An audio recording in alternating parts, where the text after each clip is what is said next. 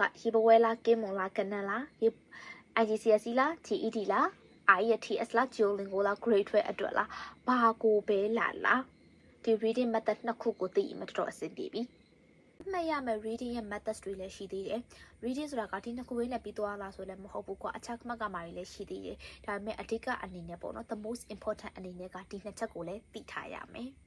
reading paragraph တွေဖတ်ပြီးပေါ့နော်ဆိုတော့ဘယ် reading paragraph ကိုပဲဖတ်ကွာ IGCSE ပဲဖြစ်ဖြစ် GED ဖြစ်ဖြစ် IELTS ဖြစ်ဖြစ်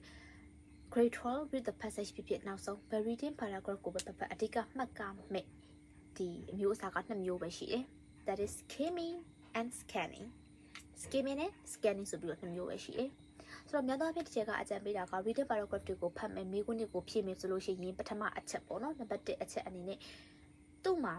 ပေးရ paragraph ရှိမယ်အောက်မှာမေးတဲ့မေးခွန်းရှိမယ် question ရှိမယ်အဲ့ဒီ question တွေကိုအရင်ဖတ်ချလိုက်မြန်ပေါ့နော်အရင်ဒီမေးခွန်းကဘာကိုမေးချင်တာဒီမေးခွန်းကဘာကိုမေးချင်တာဒီမေးခွန်းကဘာကိုမေးချင်တာအရင်ဖတ်ချလိုက်ဖတ်ပြီးတော့အိမ်မလားအပေါ်ကကောင်ကို skim လုပ်လိုက်ဟုတ်ပြီဘယ်နှမှာအဖြေပါလဲ skim လုပ်မယ်ပေါ့နော် skim လုပ်ရင်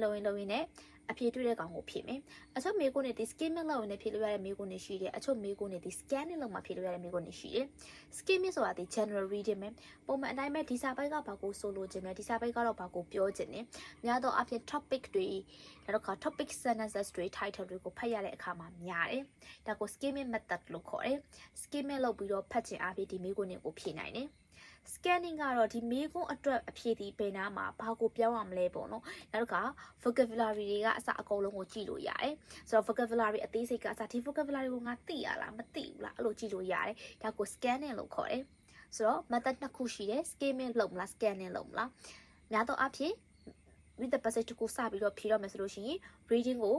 ဖတ်တော့မယ်ပေါ့နော်ဖတ်တော့မယ်ဆိုလို့ရှိရင်အရင်ဆုံးမေးခွန်းကိုဖတ်ချလိုက်မေးခွန်းကိုဖတ်ပြီးတော့ဒီမေးခွန်းနဲ့ပတ်သက်ပြီးတော့နားလည်ပြီးဆိုတော့အပေါ်က reading ကိုအမြဲ skimming လုပ်လိုက် reviewing လုပ်တယ်လို့လည်းခေါ်ကြတယ်ပေါ့နော် reviewing လုပ်လိုက်previewing လုပ်တယ်လို့လည်းခေါ်ကြတယ် reviewing လုပ်တယ်လို့လည်းခေါ်ကြတယ် preview တော့မဟုတ် review ဘာလဲပြော skimming က skimming ပဲ skimming ဖတ်ချလိုက်ဖတ်ချပြီးတော့ပြီဆိုလို့ရှိရင်ဒီမှာဒီဟာကဘာကိုဆိုလို့ချင်တာလဲရတဲ့အဖြေတွေကောက်ရေးလိုက်ပြီးတော့ detail ဖတ်ကမဲ့ဟာတွေပါလာပြီဆိုလို့ရှိရင်တေးချာပေါ့နော်အဲ့ဒီမေးခွန်းမေးတဲ့နေရာတော့ကိုဖတ်ပြီးတော့ဒီအဖြေလားတခြားစဉ်းစားပြီးတော့ကောက်ပြီးတော့ဖြေလိုက်ဒါကို scanning လို့ခေါ်တယ် skimming ရှိတယ် scanning ရှိတယ် read the passage တွေမှာအချိန်တွေကြာပြီးတော့အချိန်မကုန်စေဖို့အတွက်ဒီနည်းလမ်းတစ်ခုကိုသုံးလို့ရတယ်